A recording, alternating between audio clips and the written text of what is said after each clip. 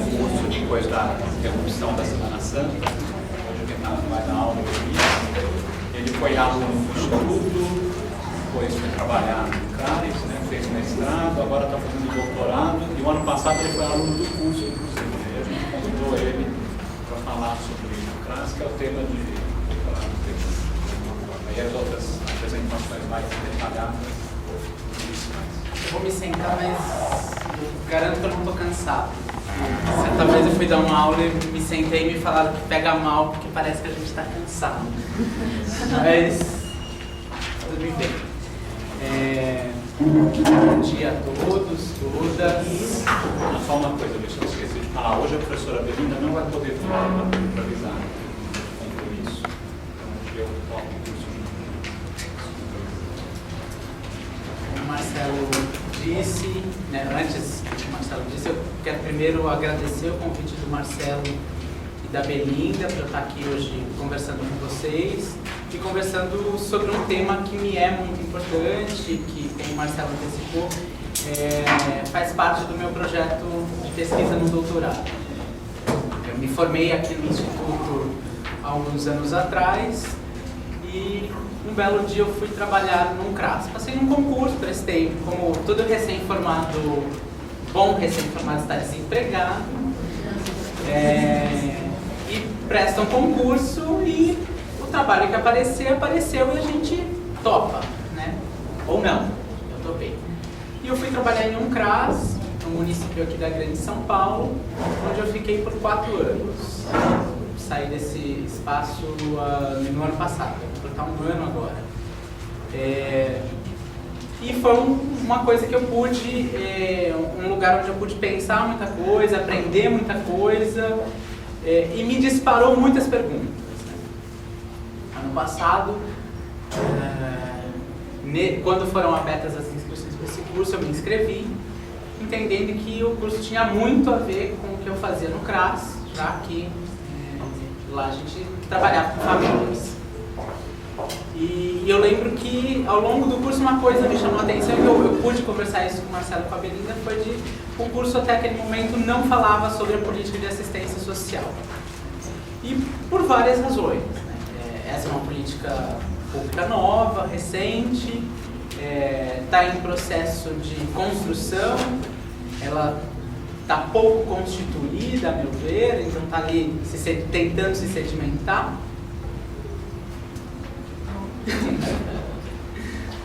Eu conheço você, é que eu não estou meio...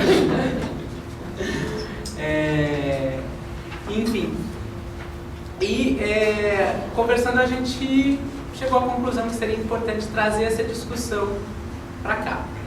Lembrando que aí temos um diferencial para discutir essa política pública, que é uma política pública dita recente para a psicologia, não sei se é tanto assim, mas enfim, pelo menos nesses moldes atuais, é uma política em que a presença dos psicólogos e psicólogas ela é oficializada, e aí isso vai gerar uma série de encontros e desencontros.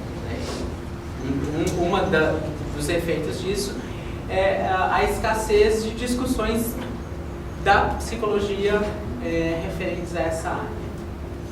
Bem, quando eu estava sentado aí, assistindo as aulas, uma primeira pergunta me pegou. Por que a gente está falando tanto em famílias? Por que família? Acho que essa é uma pergunta que foi me deixando muito curioso.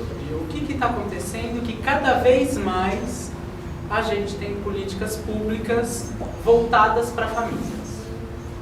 Então, escola da família, Bolsa Família, saúde da família, e um rol enorme de ações, de programas, projetos, em que o grande objeto e o grande sujeito dessa política vai ser família.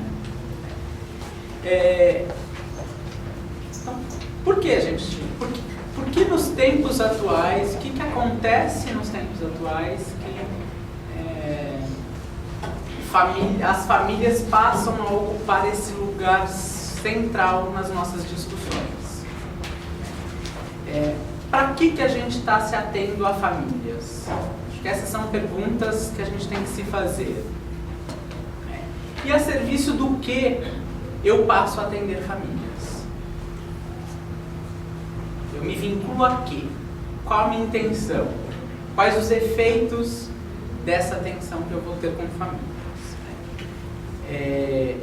Antes de eu continuar, eu queria saber assim, quem daqui trabalha na assistência social? Bastante.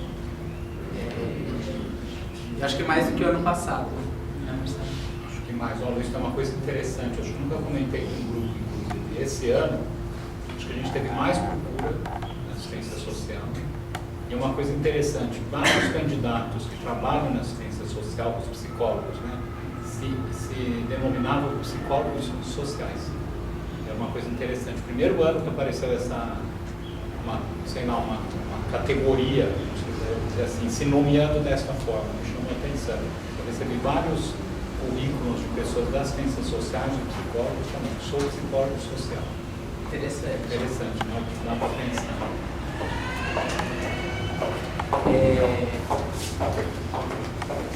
Então, estou perguntando isso até para situar um pouco como eu vou percorrer aqui, vou contar o meu caminho. Mas, enfim, voltando a essas perguntas que eu estava contando a vocês, essas perguntas me dispararam um projeto de pesquisa que é justamente pensar a emergência dessa coisa chamada família dentro da política social, de assistência social, dentro da política pública. Na verdade é um recorte, eu quero pensar como que se dá a emergência da família nas políticas públicas, e eu vou usar como uma ocasião para essa emergência a assistência social. Entendo que ela está vinculada a movimentos sociais mais amplos. Então pego só a assistência social como essa ocasião. Quero contar para vocês como que eu vou trabalhar aqui para que possamos nos acompanhar e não ficar uma coisa tão disparatada, por que eu estou falando isso e não aquilo, enfim. Eu estou tomando família e assistência social como dispositivos. Esse é um conceito que me ajuda, sempre me ajudou muito a pensar o meu trabalho, né? É um conceito do Michel Foucault, e que ele diz o que é um dispositivo.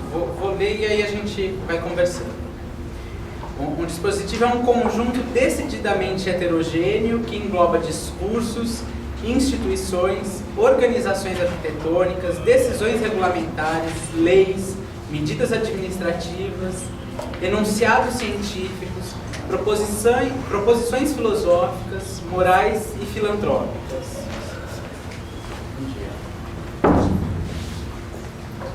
Em suma, o dito como não dito são os elementos do dispositivo. Quer dizer, o dispositivo é um conjunto de elementos de natureza distintas. Então eu vou ter práticas, eu vou ter saberes às vezes que são científicos, saberes que são do senso comum, que são ideológicos. Eu vou ter marcos normativos, legislação, eu vou ter instituições, equipamentos públicos, lugares e por aí vai. Tudo isso junto vai compor um dispositivo. De que forma? O dispositivo, eu vou precisar olhar para como que esses elementos vão se relacionar e vão criar uma conexão. Como que eles dialogam? A ideia de dispositivo eu acho que é muito interessante porque ela fala de uma certa formação, então de uma certa relação entre elementos que responde a problemas de um dado momento histórico. Então, começa a pensar o que acontece, né, que problemas estamos passando para que diversos saberes, diversos discursos, diversas instituições, serviços, legislações vão se articulando para falar de família. Então, é isso que eu pretendo fazer aqui hoje. Da mesma forma, eu quero pensar como diversos saberes, que problemas vivemos que vão acionar formas de responder, então saberes, discursos, instituições e tudo mais que vão configurar a assistência social. Quer dizer, também estou tomando a assistência social como um dispositivo, que junto a gente faz aí um combo, então pode ser um dispositivo família na assistência social. E o que será que esse combo tenta responder? Que problemas hoje, com quais problemas nos deparamos e que essa coisa se forma e tenta responder? Quando eu penso, então, nesse dispositivo, eu vou pensar, se ele vai responder alguma coisa, eu vou pensar que ele produz efeitos. Ele é uma forma de intervenção na realidade em que vivemos. Então, famílias e assistência social procuram intervir naquilo que acontece ao nosso redor. Mas isso não é suficiente, eu pensar os efeitos, não sei se não gosto de fazer essa oposição, mas eu vou colocar muitas aspas aqui, depois a gente pode conversar sobre isso. Produz mudanças e intervenções concretas, de ordem concreta. Sim, há alterações, se criam leis, se criam novas organizações do espaço e tudo mais. Mas isso não é suficiente para eu entender esse dispositivo. Eu preciso necessariamente olhar para os efeitos subjetivadores desse dispositivo. O que eu estou chamando de efeitos subjetivadores? Essas formações, então, quando famílias passam a ser o centro de atenção, elas produzem efeitos na gente e nessas famílias que vão configurar jeitos de pensar, jeitos de ser, de sentir, jeitos de se relacionar com o mundo, jeitos de se relacionar com as pessoas e jeitos da gente se relacionar com a gente mesmo. É isso que eu estou chamando de efeito subjetivador. É aquilo que vai produzindo jeitos da gente ser gente, resumindo. Então, procurarei aqui trazer à tona essa discussão e que me parece que é uma discussão que se perde quando a gente fala em assistência social. A gente deixa de ver o que está produzindo naquele que atendemos.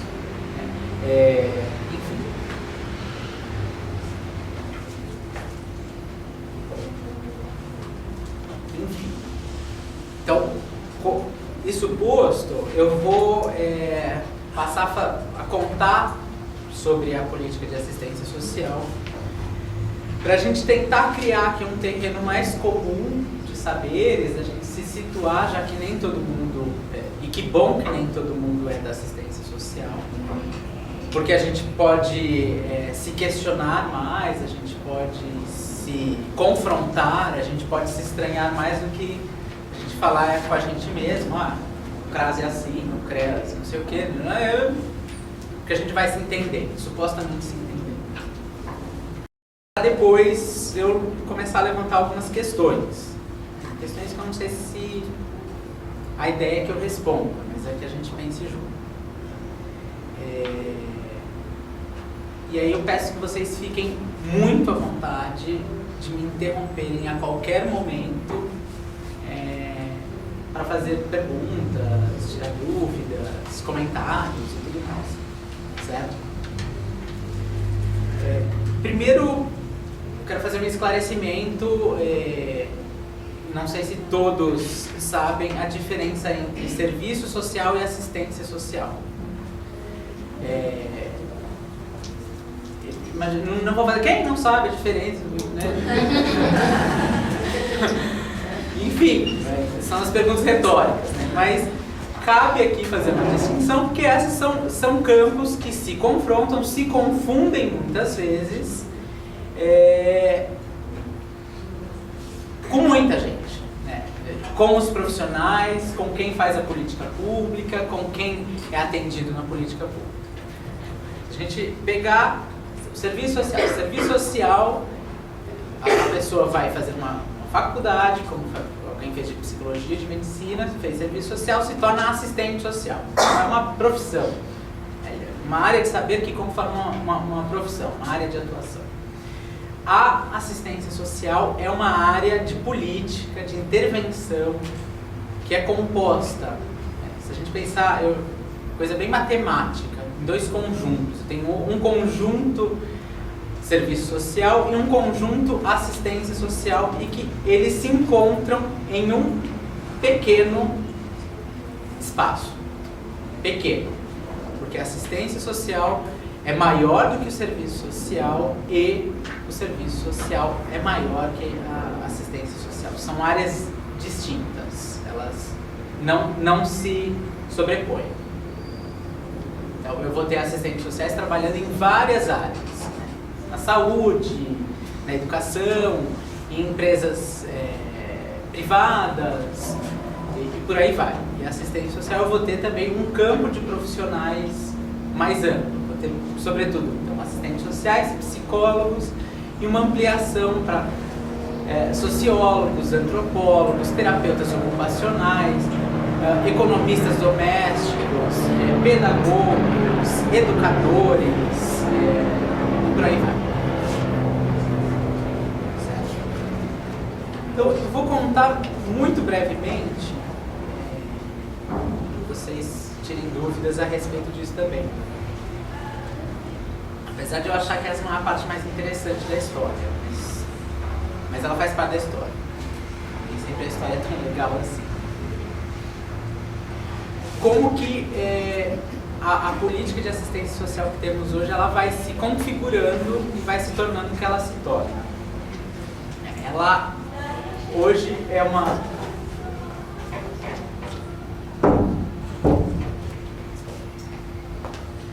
Hoje apenas ela é uma política pública, né? Hoje, na atualidade.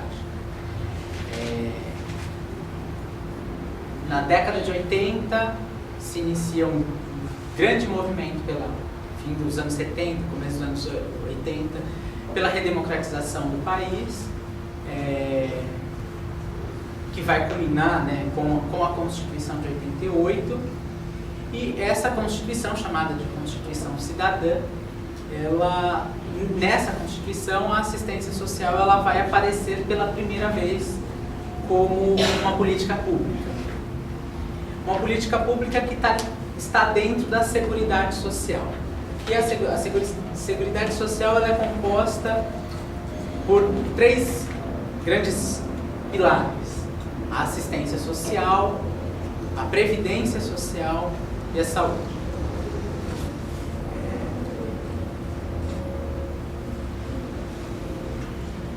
Isso aponta para uma articulação, então, da assistência social com outras políticas do campo social, de forma a garantir condições dignas de vida à população. O que é a Previdência Social? Se a gente pensar, é lá o INSS, assim, bem grosseiro. A Previdência Social ela tem ela se relaciona dentro da Seguridade Social pela ideia de seguro. O que é um seguro? Eu pago o seguro do meu carro, se acontecer alguma coisa com o meu carro, eu sou ressarcido, mas eu precisei pagar para isso. A Previdência Social acontece a mesma coisa. Eu vou ter direito à Previdência Social se eu contribuir, se eu pagar. Então, eu pago, contribuo, fiquei doente, eu aciono, entro com pedido de auxílio doença, por exemplo. Fiquei desempregado, solicito seguro-desemprego, me aposento, mas isso eu precisei contribuir. Já as políticas de saúde e assistência social, elas estão ligadas a uma pegada na ideia de seguridade, de segurança. Ela é associada à provisão de serviços, uma ideia de um estado de bem-estar social. O Estado vai prover serviços gratuitos, com uma lógica universalizante, é para toda a população, não é contributivo, então eu posso ir ao posto de saúde sem ter pago, não preciso levar o então carnê do INPS, como era antigamente. Me contam que era, não sei. Deixar claro isso. Mas é uma política, então, universalizante para todos os cidadãos brasileiros. Então, temos essa diferença entre o seguro e a segurança dentro da política de seguridade social. Em 93, 5 anos depois, vai ser promulgada a LOAS. É a LOAS, gente, porque muita gente fala o LOAS. É a Lei Orgânica de Assistência Social. Essa lei, ela vai, então, regulamentar o que é assistência social brasileira, ela vai descrever os artigos lá da Constituição que falam sobre assistência, dizendo o que quais são as normas, quais são os critérios de organização da política de assistência. E, mais uma vez, ela reafirma que a política de assistência social ela é uma política pública, então ela é dever do Estado e direito do cidadão. Vocês vão ver que a toda hora eu vou contar para vocês que a política se reafirma como dever do Estado e um direito do cidadão, e vou contar já por quê. Então, essa vai ser uma política não contributiva. Então, para acessar a política de assistência social, não temos que pagar nada a ninguém. E ela é responsável pela provisão dos chamados mínimos sociais, né? Aquilo que garantiria uma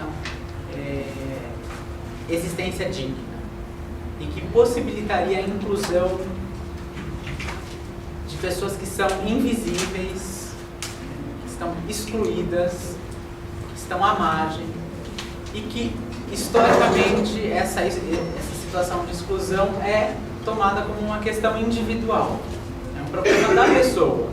Não se relaciona com o mundo em que vivemos, com as condições sociais, econômicas, políticas do país. Não tem nada a ver com isso. Tem a ver ela passar fome porque ela passa fome. Não trabalha e tudo mais. Não tem a ver com o fato de, por exemplo, o Brasil ser um dos países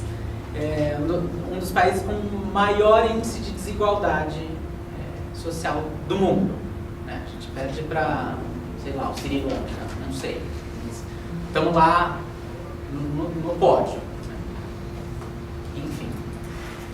A LOAS, de 93, ela vai trazer os seguintes objetivos.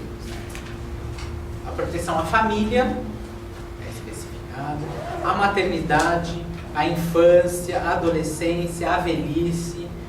Então, vou ter aí uma proteção a ciclos, a diferentes ciclos de vida, momentos no ciclo da nossa vida. Amparo a crianças e adolescentes em situação de vulnerabilidade e risco social, promoção da integração no mercado de trabalho, habilitação e reabilitação de pessoas com deficiência. Então, as pessoas com deficiência ganham um destaque nessa política pública, bem como a garantia de um salário mínimo mensal a pessoas com deficiência e a idosos que não possuírem condições de se prover, de prover suas necessidades, nem sua família. A sua família não consegue fazer isso. 93. 11 anos depois, é aprovada a Política Nacional de Assistência Social. Se a gente pensar, é um tempo grande. São 11 anos.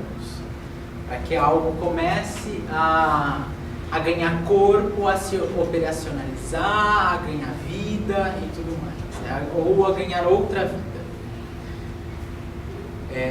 Quais são os princípios dessa política? A supremacia do atendimento às necessidades sociais sobre as exigências de rentabilidade econômica. Isso quer dizer o quê?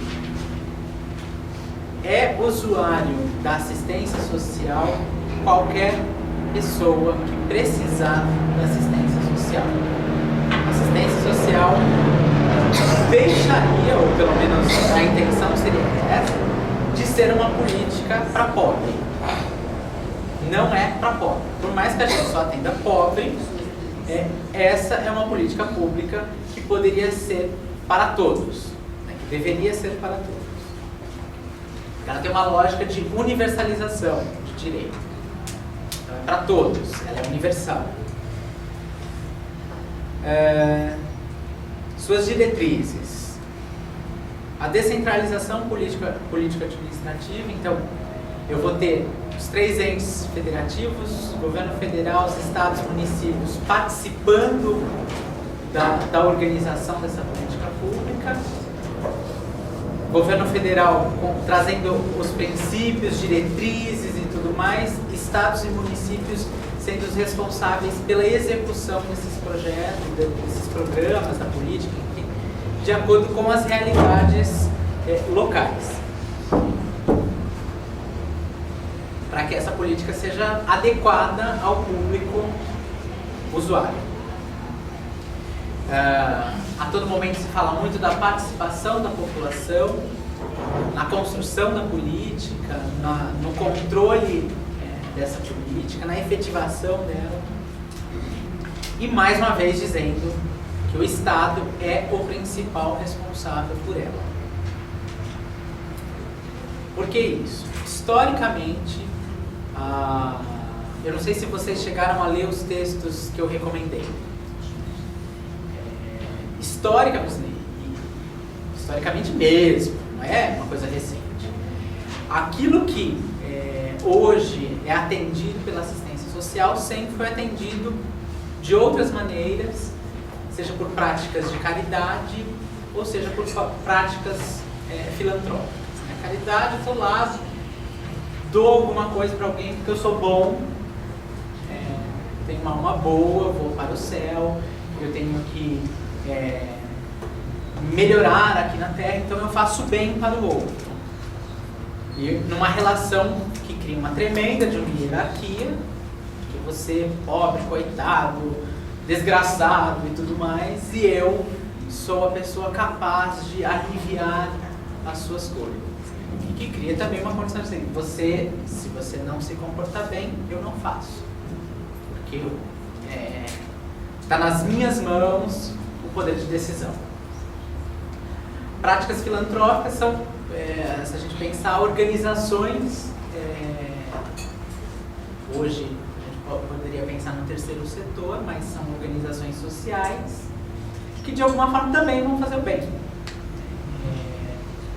Numa lógica super de controle, de prover o desenvolvimento das pessoas, porque as pessoas precisam melhorar, enfim, e que não é relacionado a um direito ainda, mas depende então da boa vontade de organizações, de pessoas e tudo mais. Enfim. E por último, uma diretriz, novamente se fala sobre o lugar da família na política pública. Se fala na centralidade na família. Aquilo que vai acontecer na política pública, ela parte da família para chegar na família. Eu vou me organizar a partir das condições familiares para que isso reverbere e molde essas condições familiares. A família atira e volta nela. Enfim, e a Política Nacional de Assistência Social vai definir o público-alvo, que serão famílias, sobretudo, e aqueles que não têm famílias, ou o seu vínculo com as famílias está fragilizado. Então, basicamente, é isso que vai dizer a Política Nacional de Assistência Social. Bem, essa política ela se dá tendo por objetivo a implementação do SUAS, o Sistema Único de Assistência Social. O Sistema Único de Assistência Social eu costumo falar isso, as pessoas da assistência social falam que não gostam. Quando eu falo de novo, não gostam. Porque a gente tem que provocar, né? Eu costumo dizer que o SUAS é o primo pobre do SUS. Por vários motivos. Não, mas então... A assistência é a prima pobre da educação. O problema é que a gente costuma pensar quando é primo pobre só porque tem menos recursos. Mas aí é a parte que as pessoas ficam mais... É porque eu acho que é uma pobreza existencial na política. Por quê? O ele vai... ele deu deram um Ctrl+C, Ctrl+V do SUS pro SUS, aí trocaram as coisas. Muitas vezes copiando uma realidade que não se aplica, copiando os problemas que hoje os trabalhadores do SUS identificam, eles copiaram, não reatualizaram, porque no Ctrl+C, Ctrl+V não vem as atualizações. Da mesma forma que eu acho que muitas dessas coisas que constam no SUS, elas são quase nada definidas. Então, sei lá, quando a gente fala... cadê? A tal da... Ai, me fugiu. Vulnerabilidade social, risco social, se a gente for a fundo na política pública, está pouco definido. Isso se criou uma categoria autoexplicativa. Então, aí o que a gente faz na política, no CRAS? A gente atende famílias em vulnerabilidade social, né?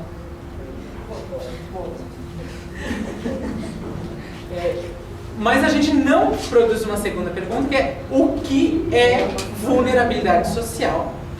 E que não é uma pergunta abstrata. Acho que não dá pra... O que é a vulnerabilidade social? Responda. 10 linhas. Ou em itens, né? Não produz a gente a pergunta de o que é vulnerabilidade social nesta família. Porque a gente está falando de coisas concretas. Não está falando de abstração genérica, de, na média, em média, a vulnerabilidade social está ligada a blá, blá, blá, blá, blá, blá, blá, fragilização de vínculos sociofamiliares. Que raios é isso? Então, por isso que eu digo que essa é uma política de uma certa pobreza existencial, porque eu acho que parte de muitas abstrações, muitas coisas genéricas, autoexplicativas, e que a gente tem que ficar muito atento, senão não produz dúvida. Vulnerabilidade social, fechou, de novo. Enfim. Mas eu já estou adiantando a cereja do bolo de fazer esses questionamentos sobre a política pública. Não aguento. A ideia era contar neutramente como é a política pública, não sei o quê, mas não deu. Bem, essa é uma política pública tida como de grande inovação para a realidade brasileira e tomando em consideração também a realidade internacional. Como se o Brasil estivesse à frente na proposição de uma política pública como esta. Veremos mais de perto isso. Que inovações?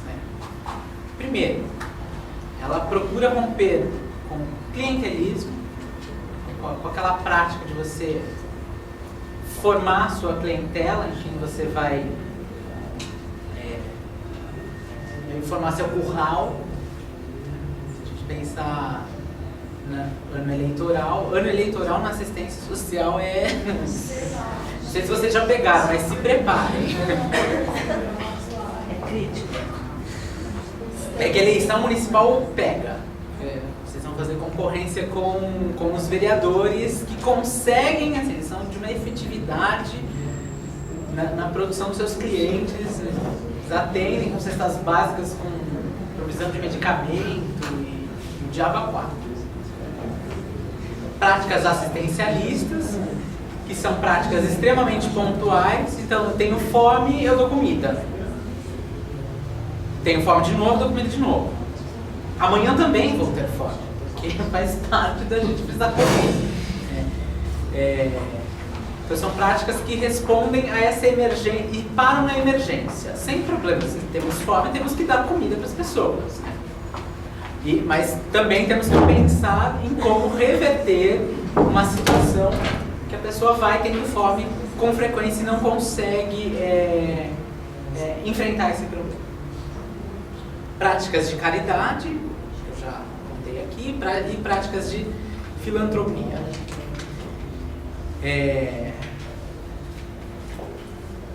Uma segunda inovação, ela pretende incorporar as demandas presentes na sociedade brasileira. Se a gente pensar práticas de caridade e filantropia, assim, eu vou dar para o outro aquilo que eu quero dar, não necessariamente o que a pessoa procura, né? Sabe aquela história de dar cueca velha para as pessoas? Sei lá, cueca velha eu ponho no lixo porque eu acho que se não tá bom para mim, não pode estar para outra pessoa, parto desse pressuposto. Mas vou dar para você, porque eu sou uma alma bondosa, as minhas cuecas velhas, e você há de aceitar. Você não pode falar não. Ah, mas a cueca tá grande. Talvez você tenha que aceitar, porque você vai, na sua conclusão, vai questionar o que você está recebendo. Estou aqui contando de um jeito escrachado, mas é mudar esta lógica de o que você precisa, a gente se organiza para atender a sua necessidade, não o que eu quero fazer com você.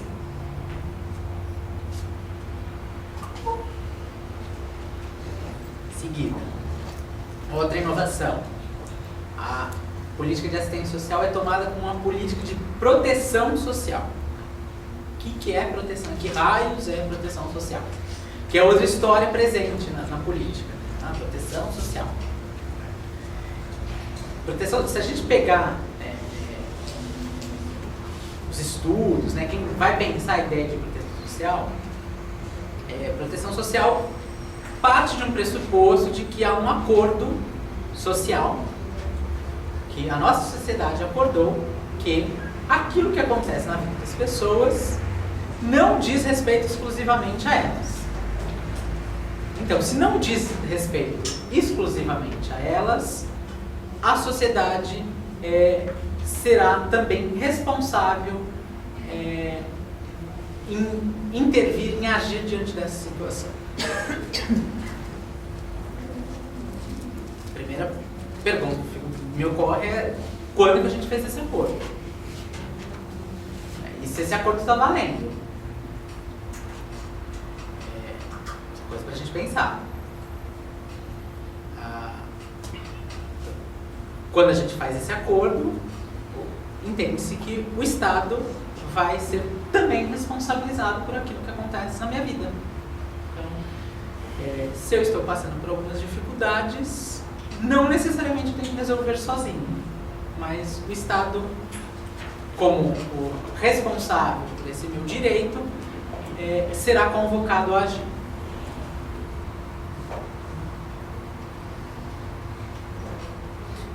Outra inovação. Tem uma proposta de mudança de lógica, que eu acho bem interessante, de uma dupla pegada com o seu público usuário. Primeiro eu vou entender que essas pessoas que procuram assistência social, elas têm necessidades, elas passam por dificuldades, elas têm faltas, elas têm carências e tudo mais. Só que eu não paro aí. Eu vou procurar olhar o que essas pessoas têm de possibilidades, o que essas pessoas têm de recursos, o que essas pessoas têm de potência. Me parece que fazer essa dobra, a gente sair da falta e olhar para a potência, para aquilo que temos, para aquilo que existimos, que somos, me parece que aí é muito interessante a gente se atentar a isso. Até porque se tem potência, vou pensar então como potencializar essas potências, torná-las mais potentes, fazê-las se alargar.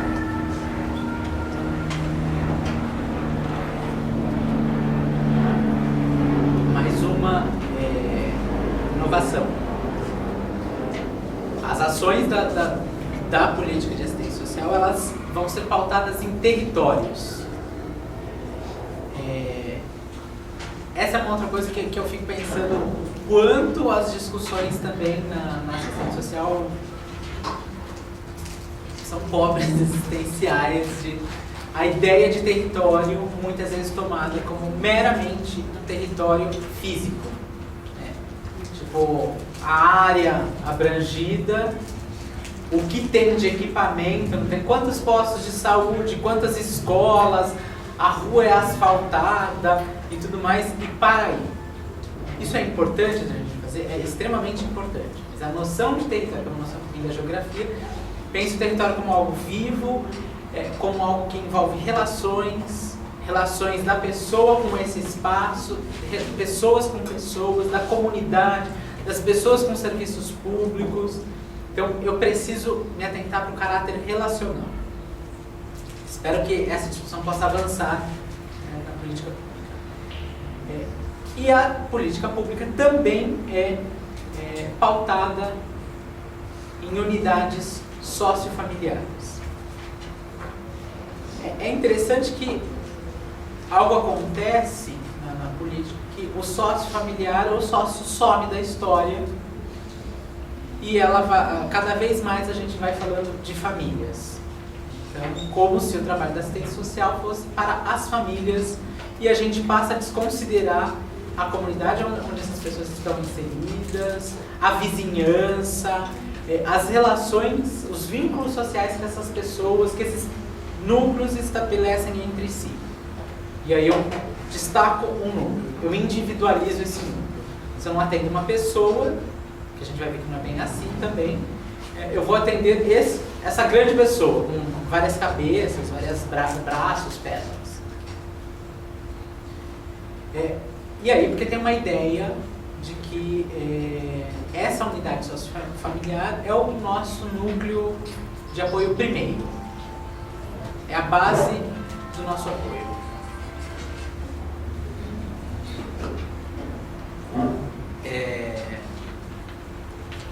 Mais inovações naquilo que a política procura garantir.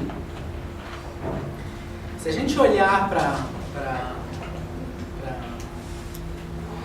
a experiência, para a assistência social de outros países, a assistência social ela está ligada basicamente à provisão de benefícios financeiros fora de uma relação de trabalho.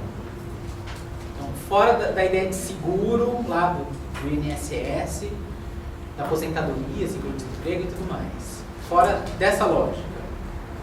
Eu pago um benefício para alguém. Não está vinculado ao trabalho. A experiência brasileira é muito particular porque ela vai ligar a ideia de seguro à ideia de serviços. Então, não é só a gente dar benefícios financeiros, a gente vai prover, vai oferecer outras coisas para além disso. O que se procura garantir então nessa política pública? 3 coisas, 3 seguranças. A segurança de sobrevivência é uma delas. Está ligado à garantia de condições de que a pessoa tenha renda. Tem o seu dinheiro para fazer o que ela quiser com o seu dinheiro. Então a gente pode pensar aí nos programas de transferência de renda, como o programa Bolsa Família. Eu quero garantir que a pessoa tenha dinheiro para fazer suas coisas, trocando em miúdos. Uma segunda segurança é a segurança de acolhida, que tem a ver com a provisão de necessidades básicas: alimentação, vestuário, abrigo. Abrigo, pensar moradia. Tenho onde morar, moro na rua, não tenho com quem morar, como que eu vou ser cuidado? Então, se eu preciso de cuidados. E a ideia é que quando eu vou prover essas coisas, as pessoas possam, por si só, ao longo do tempo, deixarem de precisar da ação do Estado. Então, se ela não tem comida, não passa fome hoje, como que eu vou criar ações para que, daqui a algum tempo, ela não precise de cesta básica? ela por si consiga comprar sua comida. E por fim, e aí que eu acho que é o mais interessante da história, e que entendo que é o mais negligenciado também da história, acho que esse é o grande nó com o qual estamos nos deparando, que é a segurança de convívio familiar e comunitário. Enfim, como que eu vou garantir aquilo que foi transformado em direito, temos direito a conviver vivermos com a nossa família e nossa comunidade, e a gente vai se deparando com relações que vão se esgarçando, e essa convivência se torna fragilizada, muitas vezes tendendo a se romper e deixar de existir. E parece que, pelo menos aqui, temos uma questão fundamental para o nosso trabalho. Se a gente pensar, oferecer benefício hoje, né, se a gente pensar na política de assistência, ela está muito voltada para a provisão de benefícios financeiros. Né? Grande parte dos recursos está na provisão de benefícios. A gente pensar o programa Bolsa Família, que atende hoje cerca de 20 milhões de famílias, cerca de 80 milhões de pessoas. Uma quantidade de recursos, mas vamos pensar as abrangências dos serviços socioassistenciais no município de São Paulo, por exemplo, que tem 40 e alguma coisa, 42, 4 CRAS, 40 e poucos em São Paulo. Tinha 30. Aumentou 10. E há uma estimativa de que haveria uma necessidade de 300. Cerca de 330 unidades na cidade. Bem, então é isso que a política vai procurar garantir. Vocês querem perguntar alguma coisa?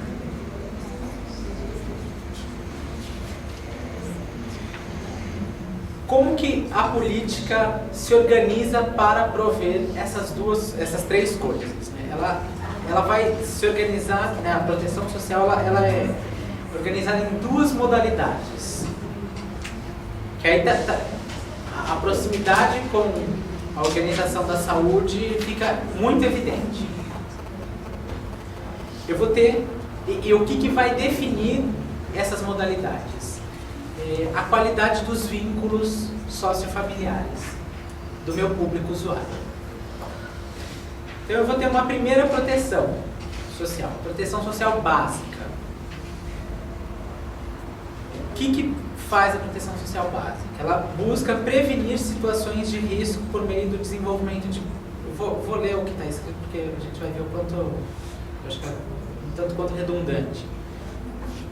Busca-se prevenir situações de risco por meio do desenvolvimento de potencialidades e aquisições e o fortalecimento de vínculos familiares e comunitários. Busca prevenir risco, mas não define o que é risco. Mas, enfim, tem uma ideia de prevenção muito presente. Eu vou prevenir situações de violação de direitos. Então aí eu vou ter uma conexão da ideia de risco social à violação de direitos.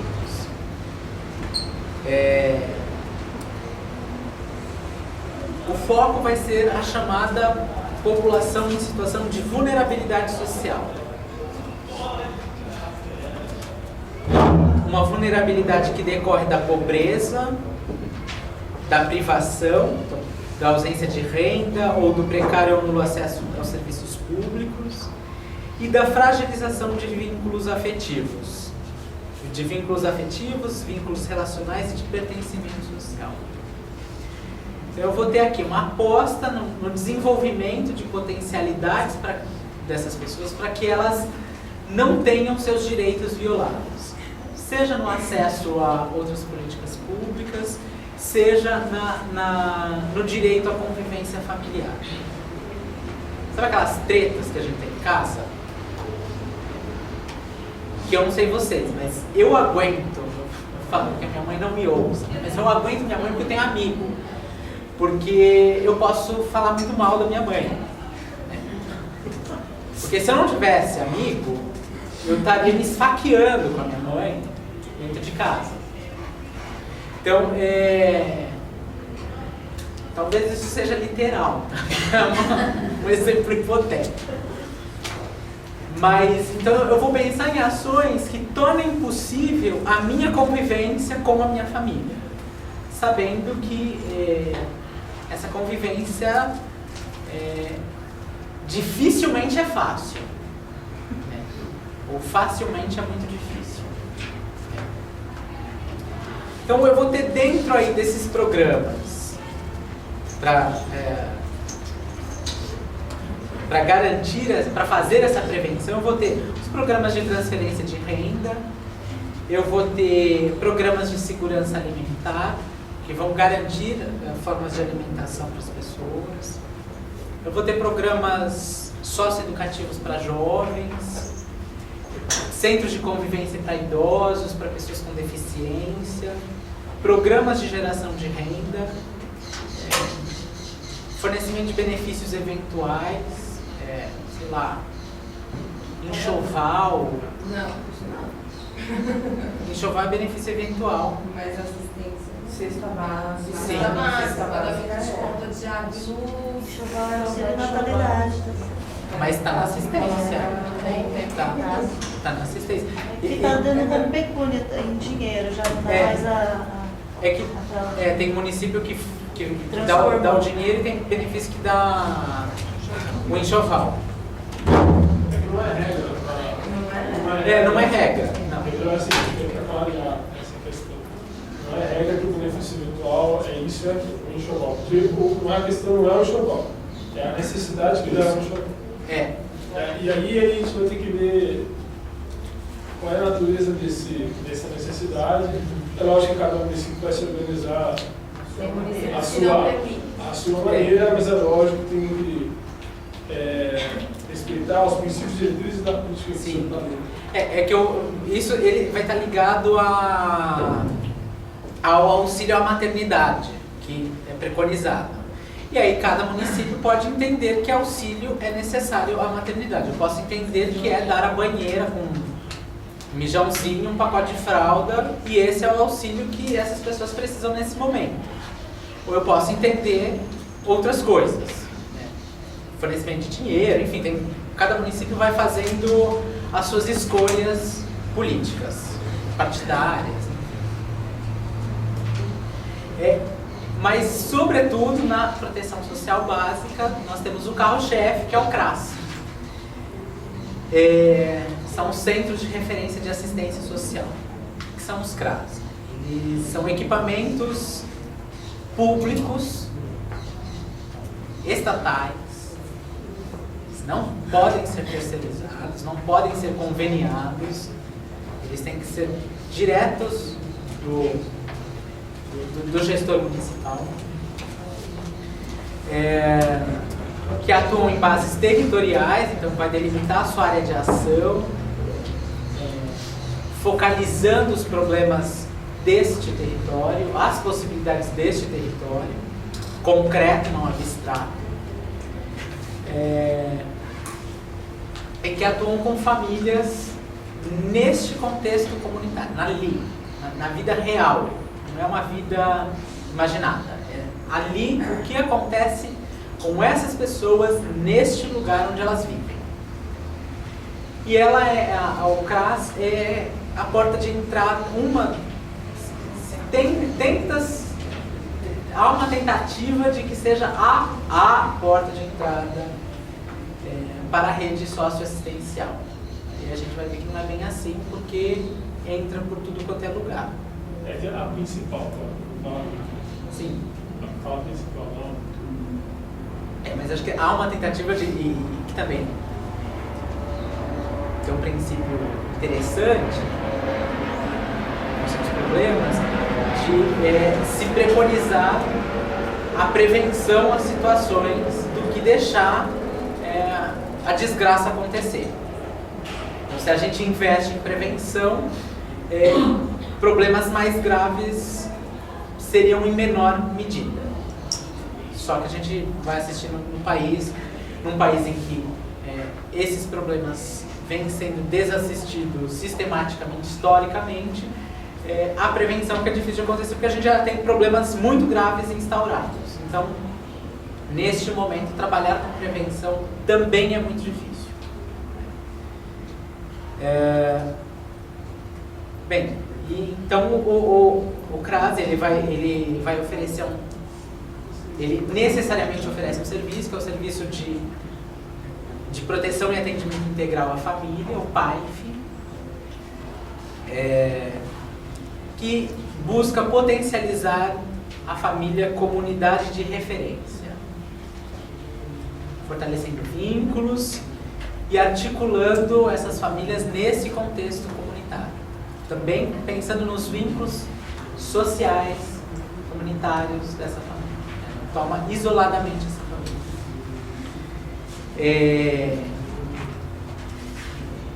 Eu vou adiantar. O que você acha que... Eu não consigo entender por que o pai, em sua pesquisa, não sai do papel, assim, não está funcionando ainda. É um trabalho até interessante. Eu vou levantar aqui algumas questões que eu acho que ajudam a gente a pensar. O que acontece para tornar isso tão difícil de acontecer. Eu vou ter, então, estava falando da primeira modalidade, e aí eu tenho me dedicado mais ao estudo dessa modalidade do que a seguinte, que é a proteção social especial, que vai focar, então, situações de violação de direitos. E aí eu vou entender o quê? Que violação é essa? A violação se dá quando famílias e as comunidades, elas não são capazes de exercer suas funções protetivas. O que isso significa? Pegar uma família onde uma criança sofre violência doméstica. Eu vou entender que família serve para cuidar, não para espancar, não para agredir, não para violentar. Essa é uma situação de violação de direitos. Ou mesmo comunidades em que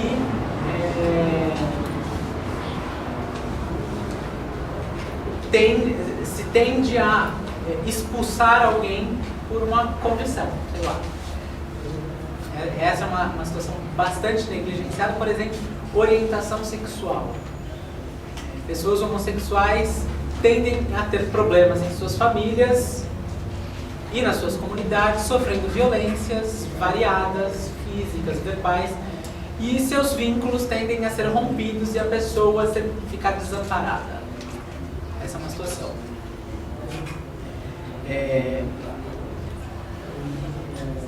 Então, o que está em jogo é a qualidade desse vínculo com a minha família, com a minha comunidade, um vínculo que está um tanto quanto enfraquecido ou rompido. Se eu pensar em pessoas em situação de rua, que não têm mais referências familiares e que estão na rua, esses serão as pessoas atendidas pela proteção social especial. Bem, pensando na hora para a gente poder conversar, quero trazer alguns desafios que eu acredito que vem se dando nessa política pública. Para, na sequência, a gente trazer algumas questões mais para a gente pensar o que acontece mesmo ali, que as coisas não vão, ou vão para onde. Porque a minha hipótese é que as coisas estão indo, elas estão acontecendo. Não é que não estão, parou. A gente tem que olhar para onde está indo. Enfim, alguns desafios. Acho que tem uma grande tensão na política de assistência social, porque muitas vezes ela é encarada como o lugar de acolhimento de demandas da população, e de encaminhamento à rede, como se a rede fosse o responsável em resolver esses problemas. E a política de assistência social, ela deixa de ser um lugar de possibilidade de intervenção.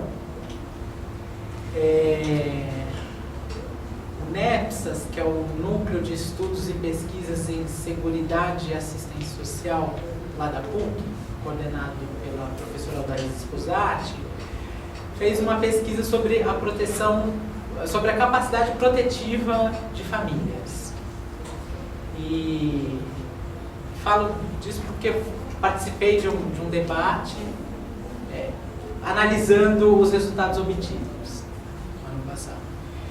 E me chamou muito a atenção, porque um dos eixos dessa pesquisa diz respeito à visão dos profissionais, dos agentes institucionais, dos trabalhadores.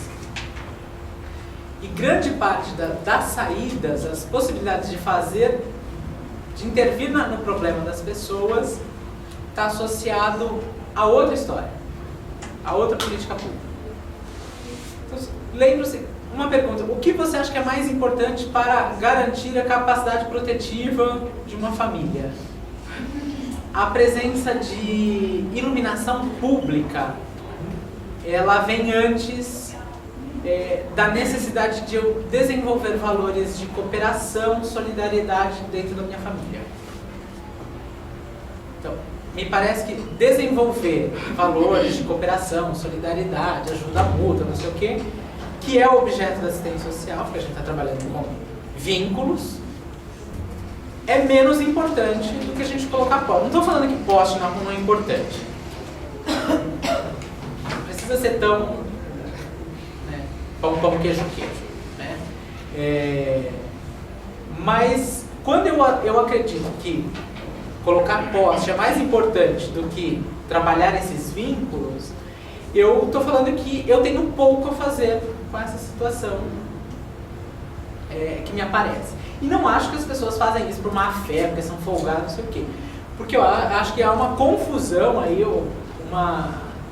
está pouco claro a que se presta essa política pública. Eu acho que está pouco combinado entre a gente o que fazemos na assistência social. Uma outra questão que surge, e essa eu acho que domina as discussões, e que eu acho que é uma pena, que é uma discussão que não leva a lugar nenhum, já que estou fazendo minha avaliação, que é uma discussão sobre papel profissional. Qual é o papel profissional do psicólogo e qual é o papel profissional do assistente social? Essa tem sido a questão chave nas discussões. E uma discussão que vai para uma linha assim: fazer visita domiciliar. Quem faz? Social ou psicólogo? Preencher o CAD único. Quem pode fazer? Relatório, não sei o quê. Essa discussão, e que tem efeitos muito perniciosos no cotidiano. Para todos. Ninguém sai bem nessa história. Os profissionais não saem bem, porque se cria ali uma zona de confronto, no mau sentido, de isso não é meu, não sou eu que deveria estar fazendo. Eu não tenho a possibilidade de troca com o meu colega. Eu não tenho a possibilidade de pensar outras coisas, porque eu fico centrado. Então eu, como psicólogo, fico centrado nas atribuições do psicólogo no CRAS. O que cabe um psicólogo fazer? Porque não se produz uma pergunta que é: o que podemos juntos fazer? Quer dizer, eu tenho situações e como juntos a gente constrói um conhecimento para intervir nisso. E que aí eu, como psicólogo, vou precisar sim sair do meu lugar de psicólogo e me afetar por outros saberes do serviço social, da sociologia, da antropologia, da política, sei lá, do direito, um monte de coisa. Isso é muito ruim para os usuários que a gente divide a pessoa ao meio, supostamente tem quais são as demandas da psicologia, quais são as demandas do serviço social. Então, orientação, benefício, encaminhamento para a rede, articulação com a rede, vai para o serviço social. Questões de relacionais vêm para a psicologia. Eu lembro, as pessoas, quando eu trabalhava, sentindo choravam. Era um pânico quando choravam. Chorar é coisa do psicólogo atender.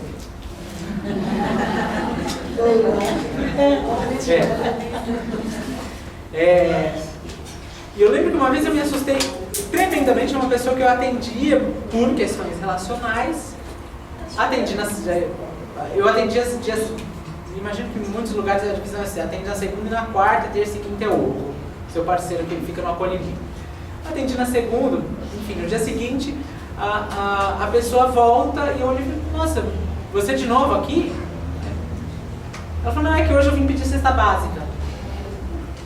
Porque isso cria um imaginário, que não é só imaginário, que é real, é concreto, de que a cesta básica é a coisa que eu vou falar com o assistente social.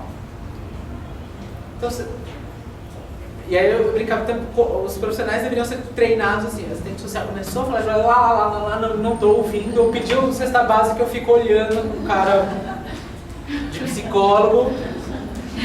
Né? Enfim, eu não posso me descentrar um pouco e me ajustar à demanda que a pessoa está procurando. Então, enfim, essa é uma... Posso fazer uma pergunta? Meu nome é Beatriz, trabalho social, eu não sou assistente social. É que você está falando umas coisas que é pertinente, né? Quando você explicou ali a parte da assistência social, eu já vi a tua explicação que ficou clara, que eu estou sentindo lá na área do trabalho. Quando o psicólogo, que é judiciário, ele atendemos em conjunto também, e aí ele começa a encaminhar as famílias para o CRAS, para o CRES, enfim. O assistente social fica bravo, porque ele acha que isso é da área dele.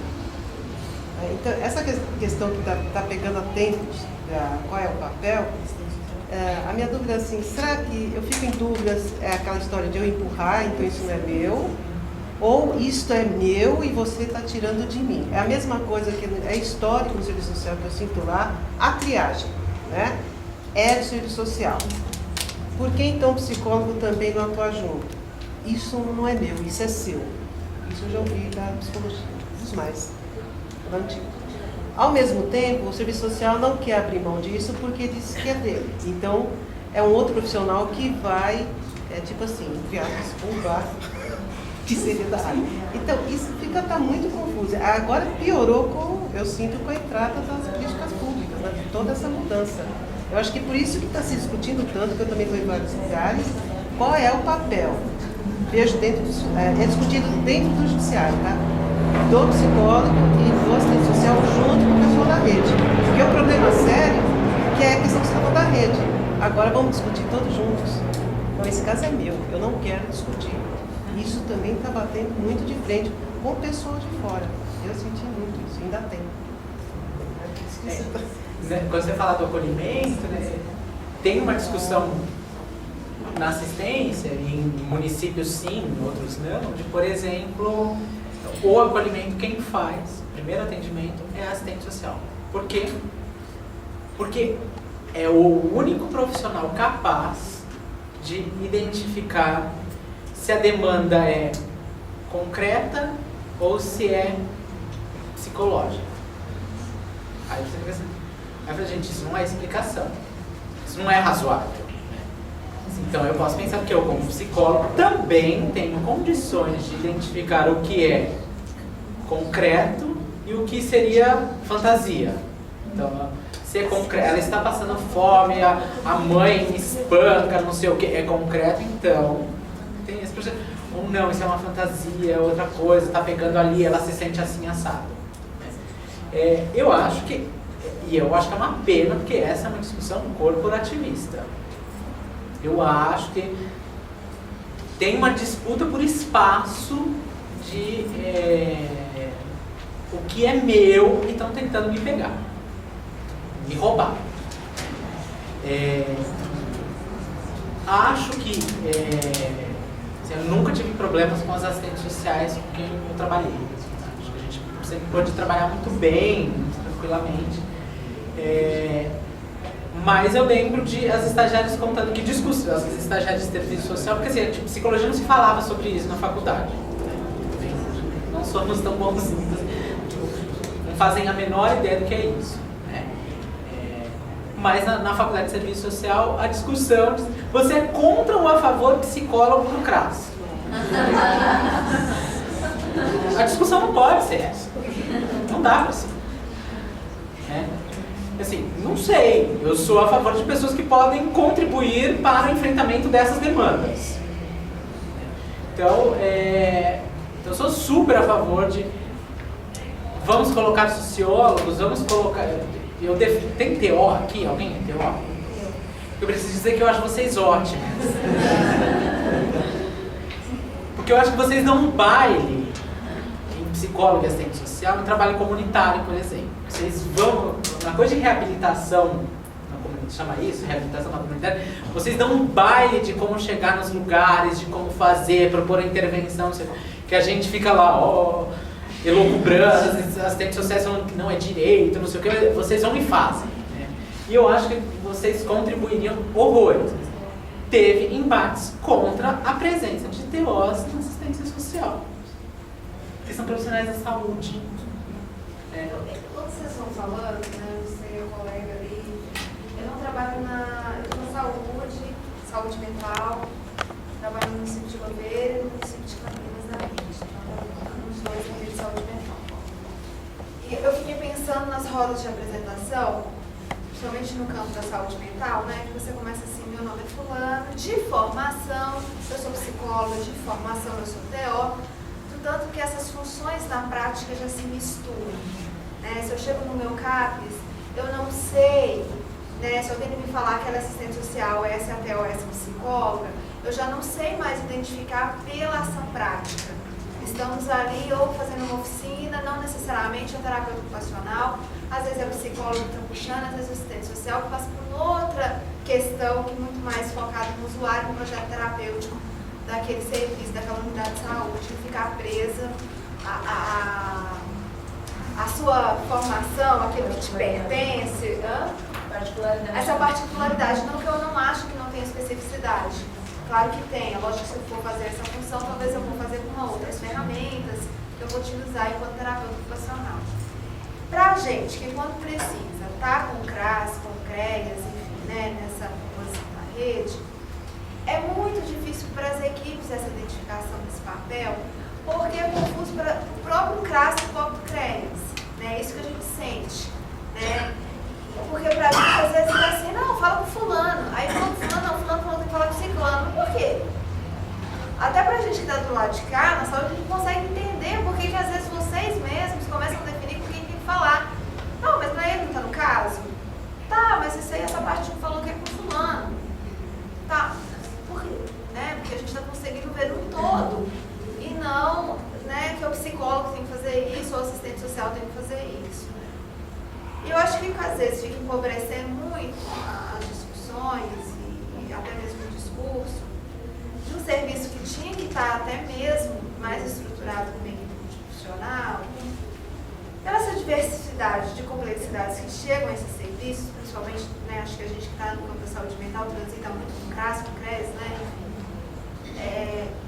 gente, a gente não está dando conta nem do que a gente tem, né, e aí começa a entrar nessas particularidades que elas são inerentes, eu acho que ela não precisa estar posta, né, eu enquanto TO estiver no CRAS, tem coisas que até onde eu sei, até onde eu vou, isso acontece naturalmente dentro dessa composição de equipe.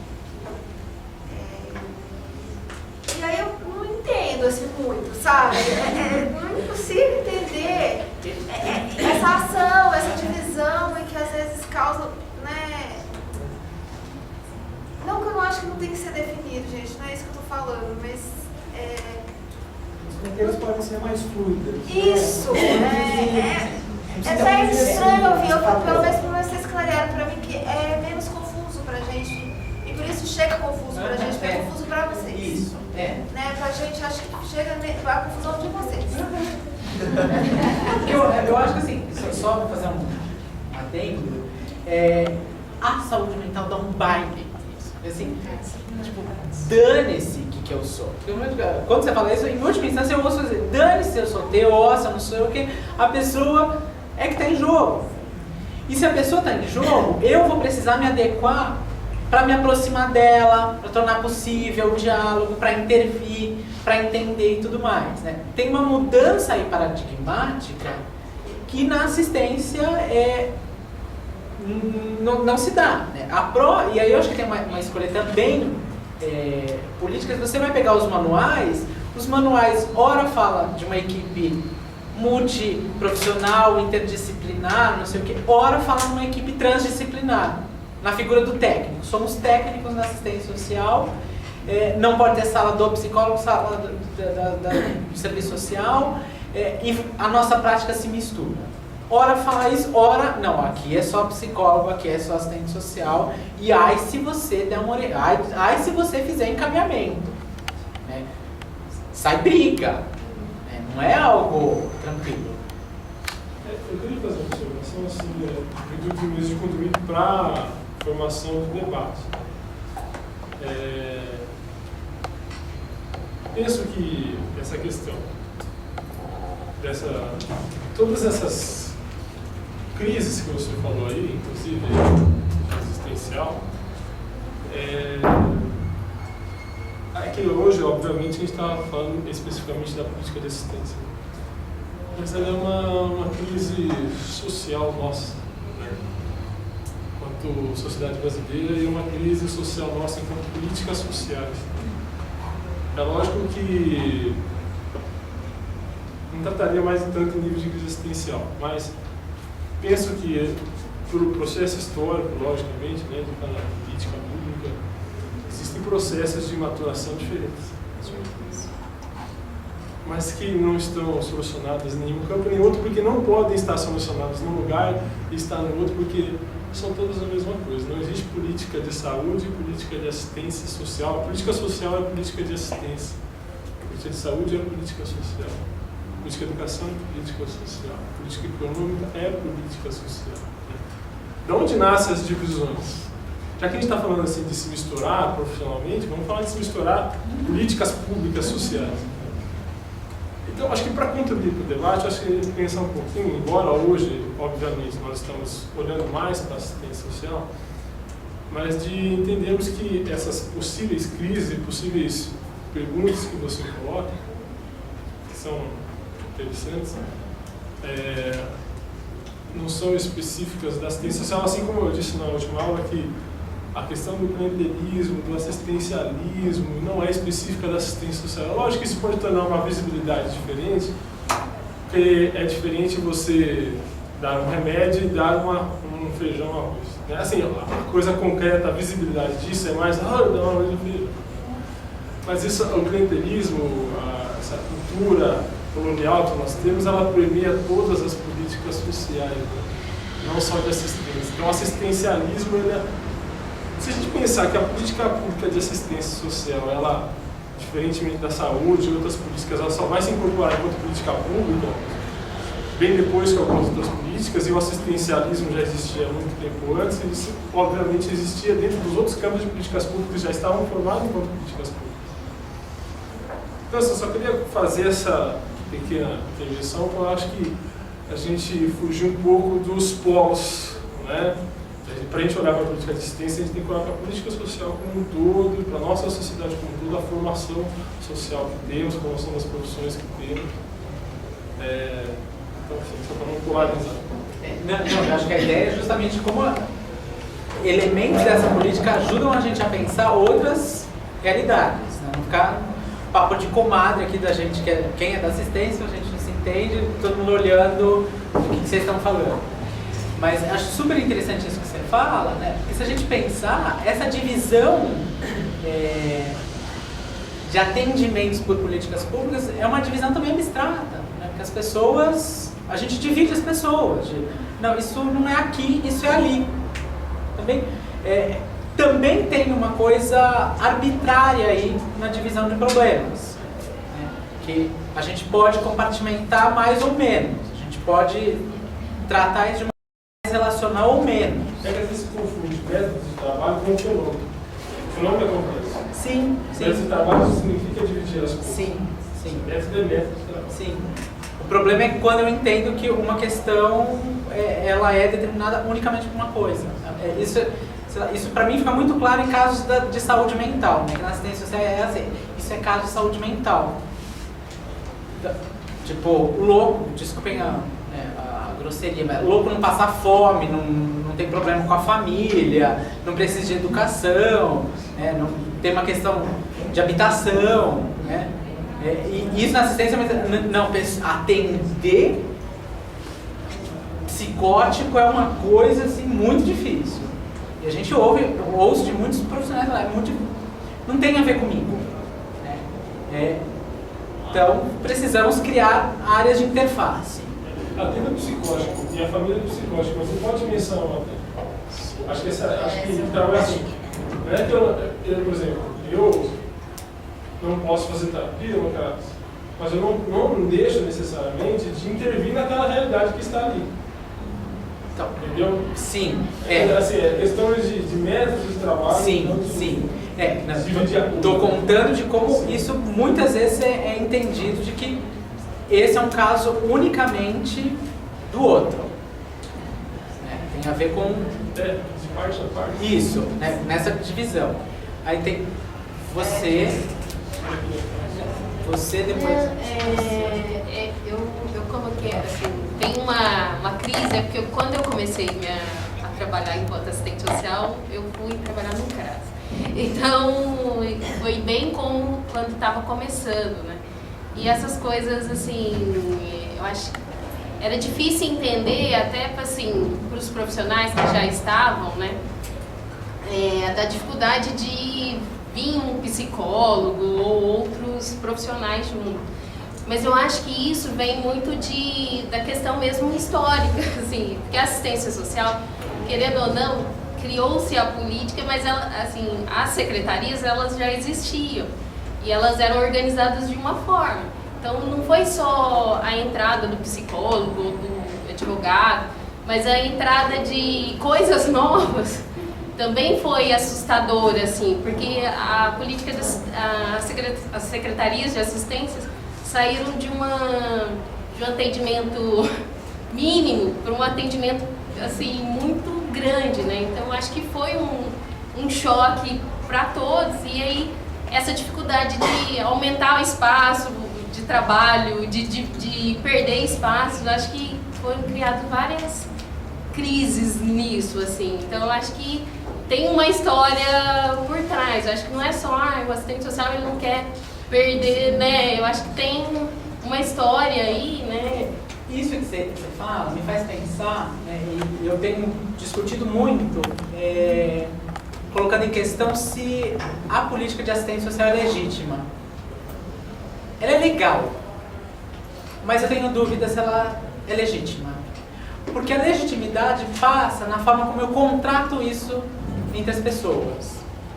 É comum, né, assim, o usuário vai pedir coisas aleatórias, supostamente aleatórias para ser, porque assim, não, agora a gente não faz mais isso.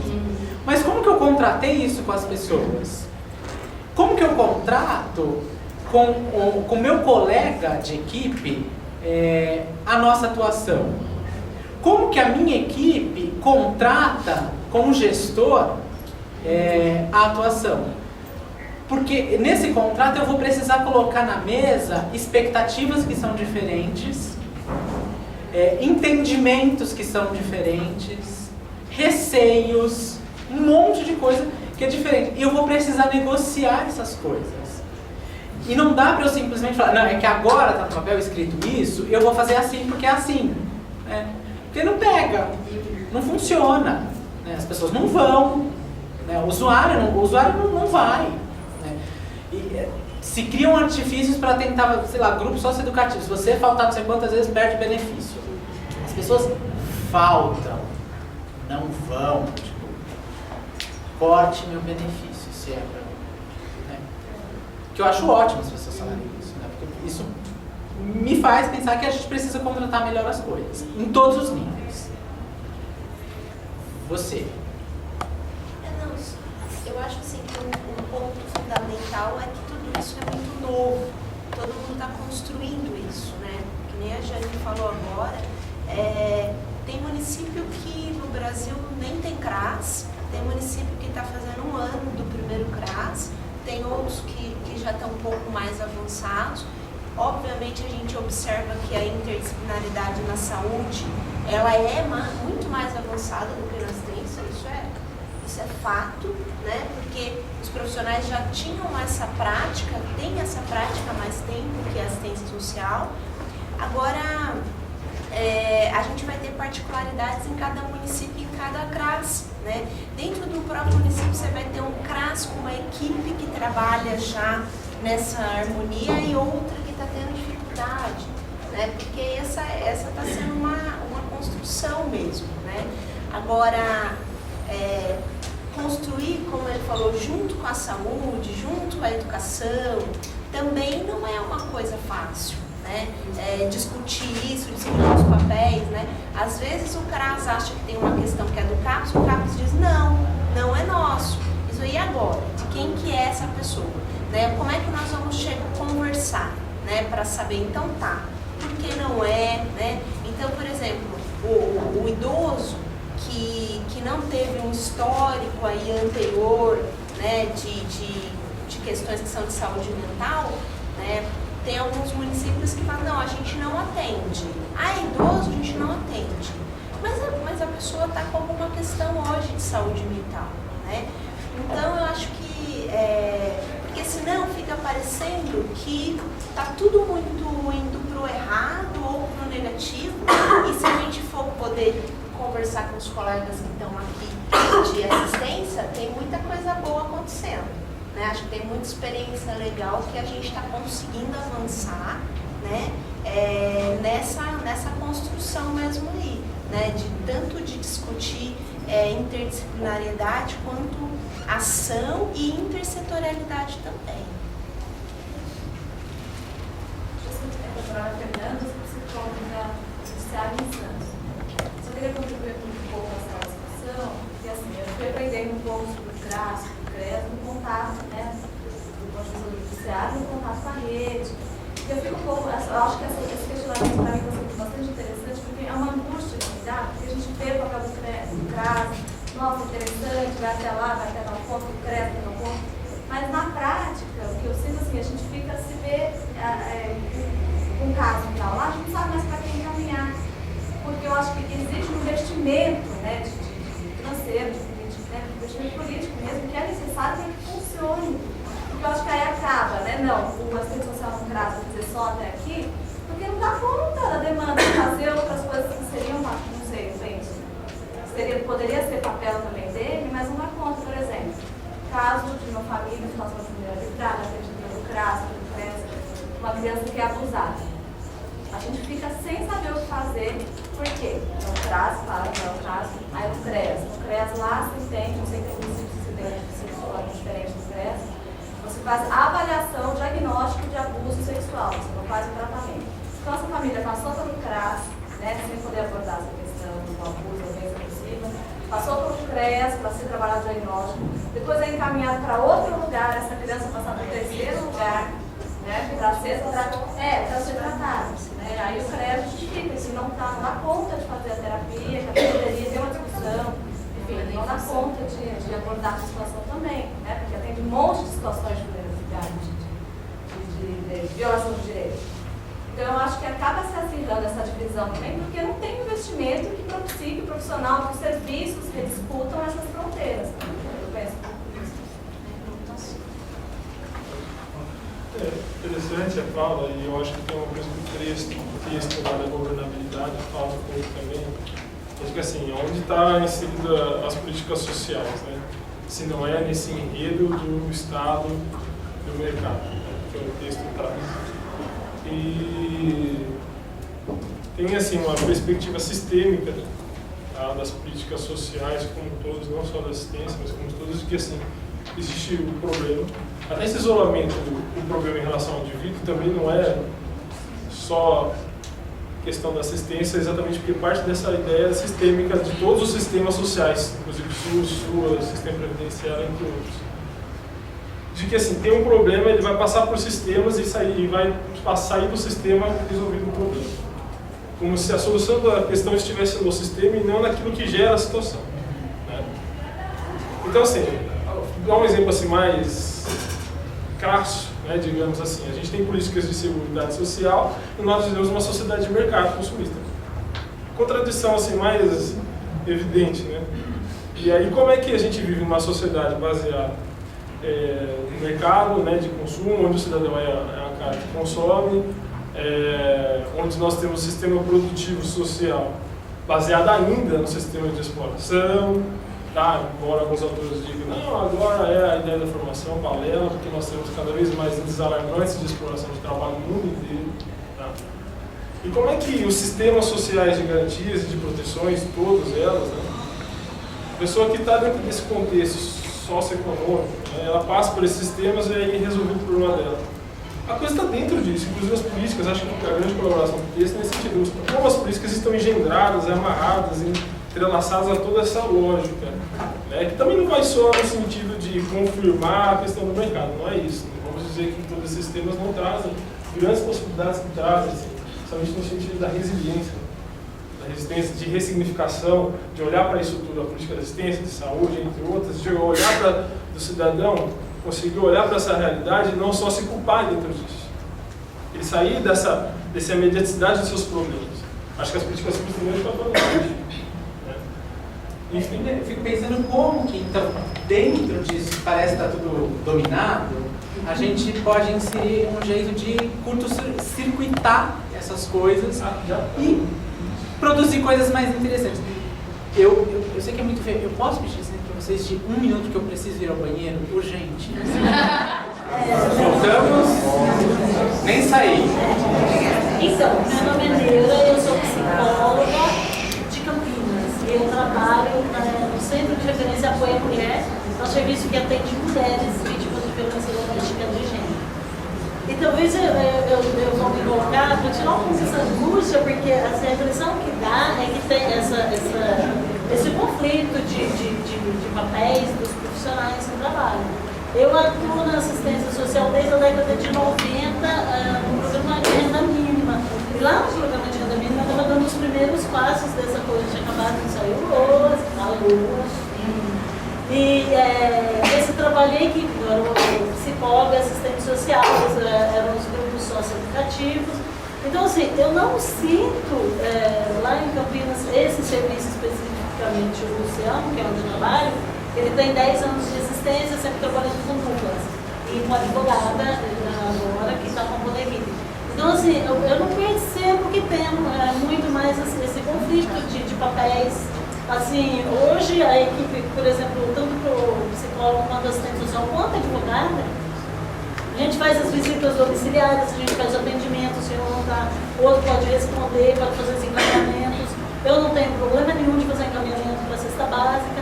Então eu percebo que talvez seja uma coisa mais de amadurecimento, porque como a colega colocou, tem municípios que estão começando agora com CRAS, com CREAS, né?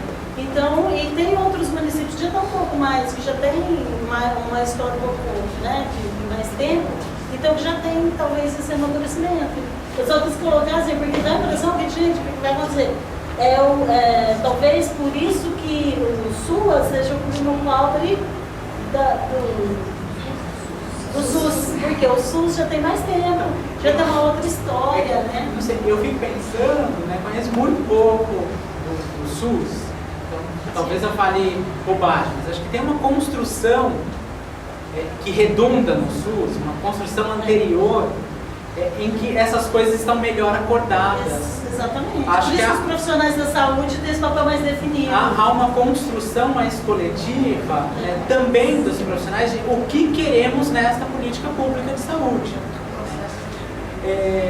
E que na assistência é muito incipiente na maior parte das vezes. Eu acho que há equipes assim, que funcionam muito bem, municípios que essa é uma... Olha e fala, gente, tem tanta coisa para se discutir, a gente vai ficar nisso, né? Já avançou. Então,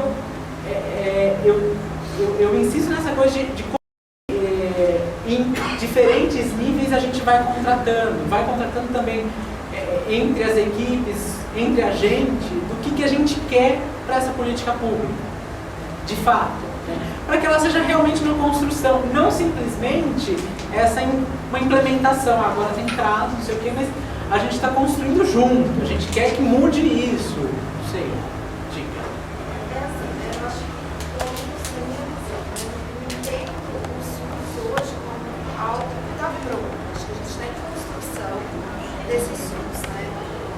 Está ali definido os princípios, diretrizes, enfim, né? Universalidade, equidade, mas isso ainda não é posto muito claramente na nossa prática, né? Universidade é essa que está ali no centro de saúde, na atenção básica, quando chega, se aquele profissional e ser concreto a ele dessa ação que ele, né, para dentro do SUS, né, da equidade, enfim, isso, essa relação do SUS com a sua prática. Eu acho que é um pouco parecido com esse discurso que vocês estão fazendo, que estamos também em construção. É muito nítido essa construção do SUS, né? Ela é nova, 20 anos, 20 e poucos anos aí de carreira. Mas assim, não está posto ainda muito claramente para todos os profissionais. Talvez eu acho que não passa muito por isso, por essa definição de papéis, porque até mesmo essa definição de papel que eu acho que talvez atrapalha às vezes, não é o que facilita. Né? Porque se você tem, se a gente pensar em âmbito do SUS, né, o que garante, aí tem todas as portarias, enfim, mas de uma assistência básica de saúde, se você está engessado, cristalizado dentro de uma OBS tradicional, acho que quem tem um município que tem uma OBS tradicional, uma OBS na estratégia de saúde da família, vai conseguir ver muito bem a diferença desse trabalho, como que é onde se define também os papéis, né? O médico faz isso, o psicólogo faz isso, o recepcionista faz isso, o técnico faz mais só tem injeção, porque é totalmente diferente de quando você está numa outra lógica de atuação, que é de equipe, de dividir o território numa lógica mais ampliada, como você falou no início, né? De entender esse espaço, de poder transitar para fora do seu espaço físico, né? O que ainda é muito difícil, você bancar isso para dentro da assistência básica de saúde, mas muito mais fácil quando você vai falar da assistência na lógica da estratégia de saúde da família. Como um médico que está dentro dessa equipe vai pegar e para ele, se chegou com a dor de cabeça, ou se chegou com uma crise nervosa, ou até mesmo um psicótico no BS, passa para dentro e ele vai dar o contorno. Que o médico que está lá de uma BS tradicional, não, isso não é lá para saúde mental. Então eu acho que assim, definição do quê, gente? Eu acho que não é do papel, não. Sabe o que eu acho que é necessário definir? Qual é o objeto da assistência social? Eu acho que trabalhamos na lógica de muitos objetos e não definimos, porque dependendo do que eu considerar objeto, a minha pegada é uma, o meu caminho é um, as minhas escolhas serão outras. Cada um está entendendo muita coisa. Não sei se assim, a gente tem que falar a mesma língua, né? Mas temos que saber que língua o outro fala. Meio uma torre de Babel em que é possível a gente dialogar. Porque as compreensões são distintas, sem problemas. Mas para a gente tentar criar algo mais comum, não único, mas comum, que é qual é o nosso objeto. Porque eu posso ter uma pegada assim, a assistência social é programa de transferência de renda. A função de CRAS é fazer cadastro, não, nem é culpa, cadastro para o Bolsa Família, preencher cadastro. Deus, desculpem, Deus me livre para a gente chamar de único, Deus me livre. Emprego. O novo Cade Único eu nunca preenchi, tem 500 mil páginas. Enfim, mas e porque a minha, não é o que eu tenho má vontade, porque a minha compreensão é o que isso reverbera para a família. Que ela fez um cadastro que vai para um sistema que diz que vai analisar os dados para construir políticas públicas. Quando a gente não sabe. Mas tá sem medo. Se um dia o governo resolver fazer uma ação focalizada para pessoas que vivem assim assado, terão os dados. Mas efetivamente eu quero pensar na concretude, na vida daquela pessoa, preencher um cadastro se presta daquilo. Enfim, tenho a minha compreensão de que o barato da história é a gente pensar nas relações familiares e comunitárias. Eu estou entendendo que é o objeto da assistência, mas que não é consenso. Então a gente tem que pensar um pouco como que a gente constrói um terreno comum nessas coisas. Alguém quer? Mas CAD único é recurso, né? Se a gente recebe uma família no CRAS, identifica que também entra nos critérios do CAD único, você vai estar fazendo um trabalho com essa família no CRAS, que também vai estar inscrita, né? Não é só uma ação, vai para o CAD único e não se faz mais nada, né? Então, mas aí a gente cria um problema. Há municípios em que o incentivo ao preenchimento de CAD único é maior, porque o CAD único gera uma verba para o município. É o IGD.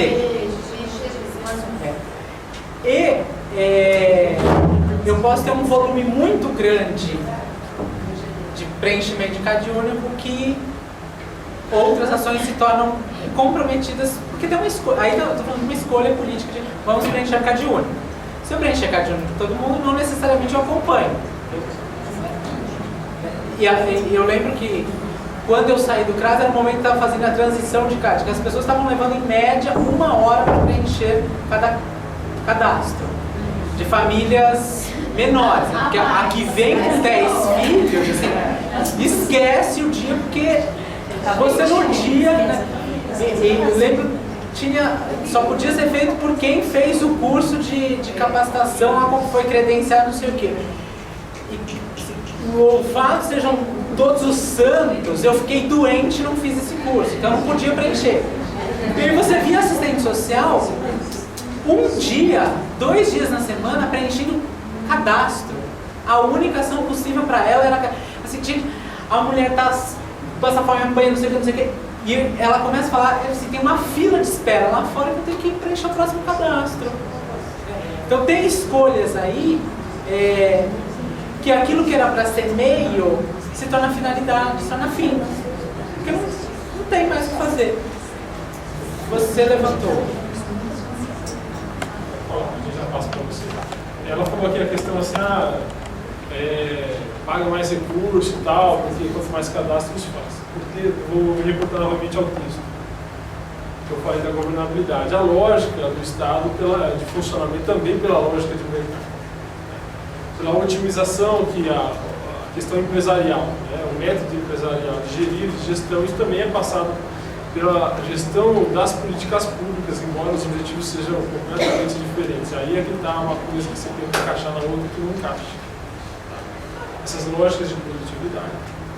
Se isso pode funcionar para você criar um produto lá, porque o objetivo de criar um produto lá não é criar esferas de relações humanas e serviços, é criar produto, gerar lucro, mais valia e outras coisas. Quando você coloca essa mesma lógica de gestão na política pública, né, na gestão do Estado, esses são os problemas.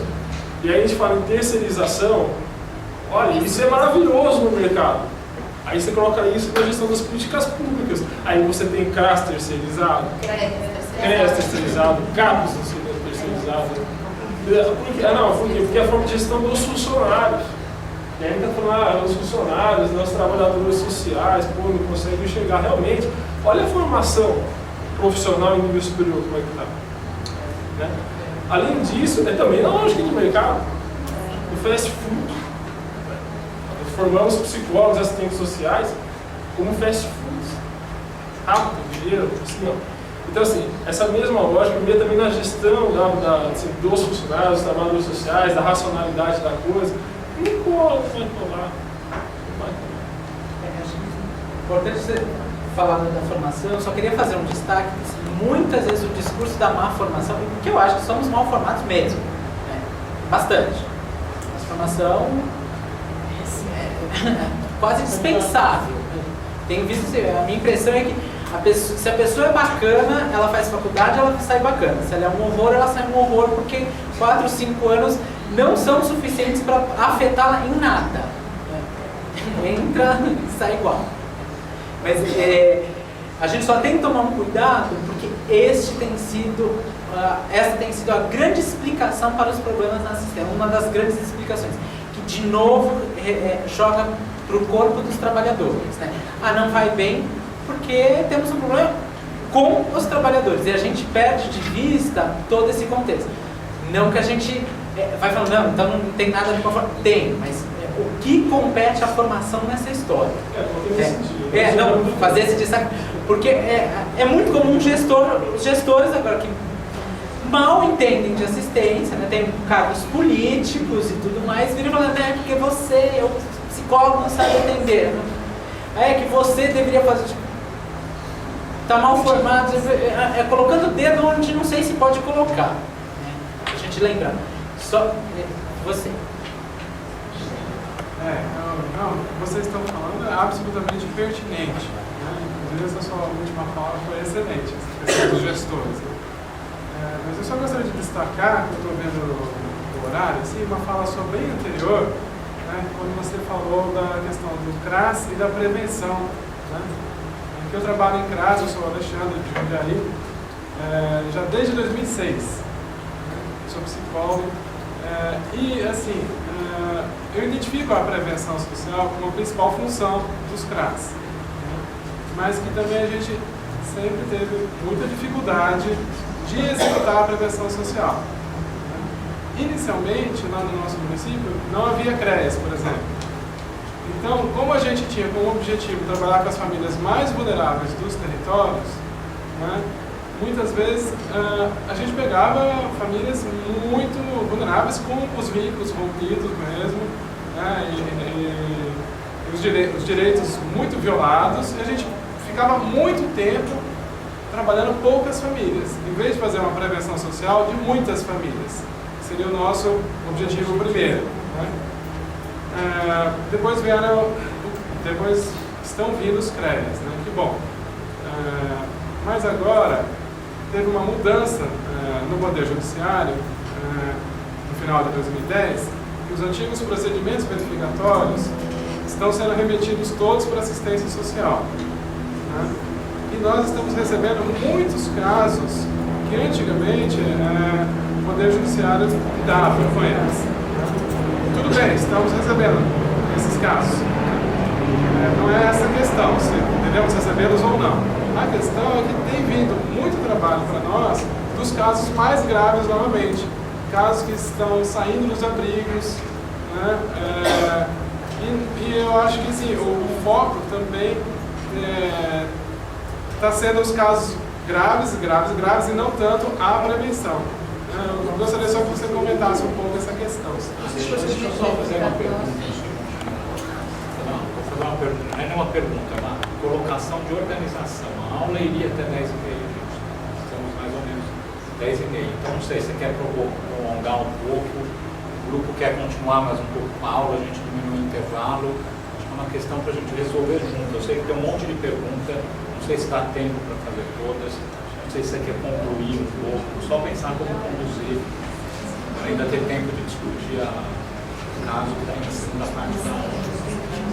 Eu tenho disponibilidade para a gente ficar mais aqui.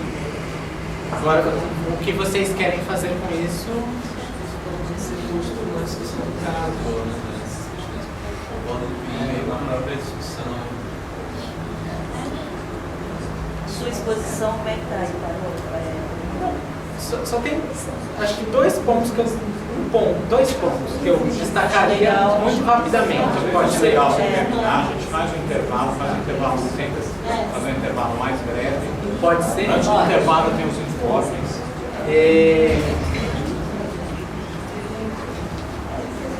Eu acho que uma questão que a gente tem que pensar muito, e acho que vai nessa lógica de qual é o nosso objeto, o que a gente está fazendo, o que está produzindo, pensar mesmo por que a gente fez essa escolha por famílias na assistência social. Eu não consigo, particularmente, aceitar essa ideia de que família é Porto Seguro porque é Porto Seguro. Tipo, quase porque Deus quis. Deus quis que... Né? Nós temos, então, que referenciar a nossa existência à família. Por que isso? Porque acho que essa ideia de, esse princípio de matricialidade sociofamiliar é muito interessante, pode ser muito interessante, e também coloca a família nesse lugar de responsável nata pelos problemas da humanidade, praticamente. Que elas produzem pessoas que vão dar problemas depois e tudo mais. A gente está falando disso. Não sei se vocês leram o texto do Don Zelon, A Polícia das Famílias, ele vai contando de como essa atenção à família é necessária, porque a família produz pessoas. Então, e que futuramente elas podem virar o que a gente virou. Então, a gente vai desde, sabe aquela ideia de que é de pequenino que se torce o pepino? Tem uma ideia aí também de produzir outros tipos de pessoas. Você falou muito pontualmente, mas quero destacar essa ideia de, parece que a lógica da assistência é muito de produzir pessoas que deixem de precisar da assistência. Então, que elas tenham autonomia. Eu acho que a ideia de autonomia é uma das grandes armadilhas de hoje, né? Que a autonomia é entendida como a minha possibilidade de resolver por mim os meus problemas, sou senhor do meu destino. Então, logo, tudo que eu sou, tudo que eu não sou é problema meu e que eu resolvo comigo mesmo. Não sei se alguém acredita nisso, mas assim, sinto informar que menos. Vocês não são tudo isso. Talvez não são nada disso, não somos nada disso. E aquilo que somos necessariamente tem a ver com o mundo que a gente vive, que nos produz e nós produzimos esse mundo. Enfim, aí me faz pensar nessa ideia de proteção social de uma forma mais alargada, que implica a gente pensar redes de relações. Pensar os territórios físicos, concretos, relacionais que habitamos. Isso possibilita a minha existência. Então isso entendo que nos convida a atuar em direção a outras coisas. Não necessariamente a uma pessoa, a um núcleo familiar, e aí isso é independente, isso independe de onde eu estou. Pensando, eu como psicólogo no meu consultório, se eu entender que a minha existência ultrapassa o meu corpo, eu não posso atender em psicoterapia simplesmente olhar para esses supostos determinantes individuais da existência.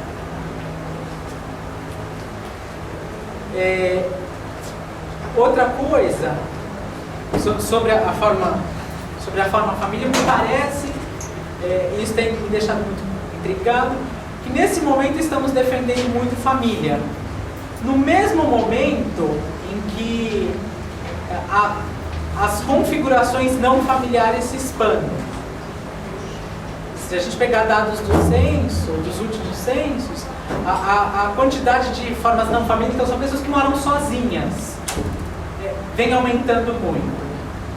Ao mesmo tempo, eu tenho uma expansão da definição de família. Família é um grupo reunido por laços consanguíneos, afetivos e ou de solidariedade, que pode nos colocar todos e todas as nossas relações como uma relação familiar. Eu acho um horror e assustador, por exemplo, a gente pensar que os nossos amigos são a família que pudemos escolher. Tipo, amigo a gente pode mandar para aquele lugar sem problemas. Você grita, xinga, não sei o que, vamos tomar um suco.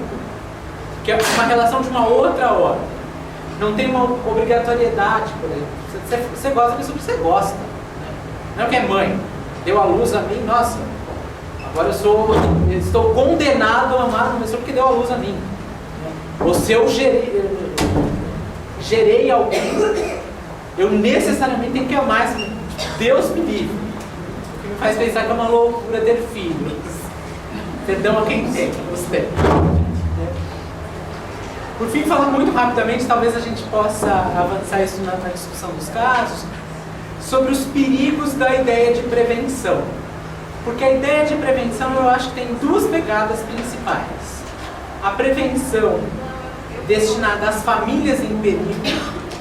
Então, eu olhar, nossa, a criança que apanha, a criança que está em vulnerabilidade, que não é bem cuidada e tudo mais, né? E aí acho que tem uma centralidade na ideia de criança e na figura da mulher. O Zelon vai falar de como a mulher é essencial para expandir esse cuidado familiar. Um outro tipo de prevenção, que é a prevenção da chamada família perigosa. Daquela que carrega o perigo, aquela que é um perigo social, aquela que produz sujeitos perigosos, que afetam a nossa segurança, afetam a regularidade das coisas. E me parece que, e aí eu acho assim, não adianta falar, mas a política de assistência social é para garantir a prevenção das famílias em perigo. Ao mesmo tempo que ela faz isso, ela faz a outra coisa, vem junto. Acho que essa é uma tensão difícil de se resolver. Não acho que dá para ser, então agora a gente não vai mais nas nossas práticas, assim, as práticas de assistência são práticas de controle. A gente visita a casa das pessoas, a gente pergunta se o filho foi para a escola, se foi para o posto de saúde, se foi para o conselho tutelar.